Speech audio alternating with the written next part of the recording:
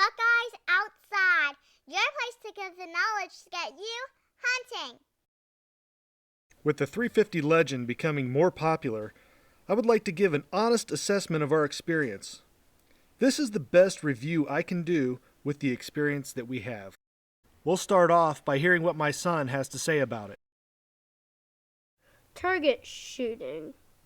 It had some recoil, but it wasn't too bad. It was pretty comfortable shooting, about 10 shots at a time. It was pretty accurate. My first hunting experience. The first deer was at 75 yards using a tripod and a 2-7 power scope.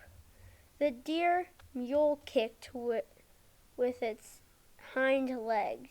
It ran fast for about 30 to 40 yards. It then laid down. It kept its head up for about a minute and then expired. The deer was hit in the heart, and it was also a young doe. The second deer also was off the tripod, like last time. It was a very large doe.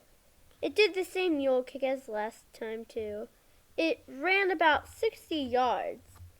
The blood trail was decent. The deer was already expired when we found it. We waited about 15 minutes before we started to look. It was a double lung shot. We were using the Winchester 180 grain PowerPoint ammunition.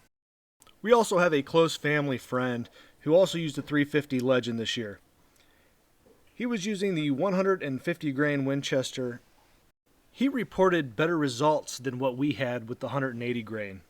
He was able to harvest a nice buck and a doe that went 30 yards or less. Both of his shots were placed near the heart area. So after some experiences, I have a plus side and a downside column. I'll start with the plus side. One thing I like about it is there are many inexpensive firearm and ammunition options. Another is very little recoil. There are many firearm options available, from single shots to bolt actions, even to the AR platform.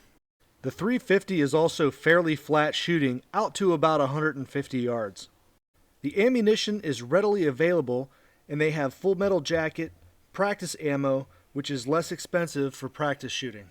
Good shot placement with quality ammunition should yield good results. Now on to the negatives. One negative is that there's less than 1,000 foot-pounds of energy after 150 yards. The 350 seems to lack knockdown power, and there's usually some sort of tracking involved. Deer almost act like they were shot more with archery equipment than with a firearm. Shot placement is going to be key. You're going to have to hit the vital organs. Bullet construction is going to make a difference, but there's not much damage beyond the path of the projectile. And in some ways, that could also be a positive. This round definitely lacks the shock that I'm familiar with neck-down rifles and 12-gauge slugs.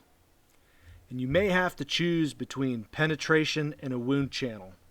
I think the 150 grain bullets are probably better at opening up faster and creating a better wound channel, but I would be a little bit worried about getting into the shoulder with the 150 grains. I think that the bullet might break apart and not penetrate deep into the organs. A lot of the videos floating around YouTube seem to support my suspicions. A lot of the deer that are hit high in the shoulder seem to tend to drop, but the ones hit in the heart-lung area seem to generally run off about 60, 70, 80 yards.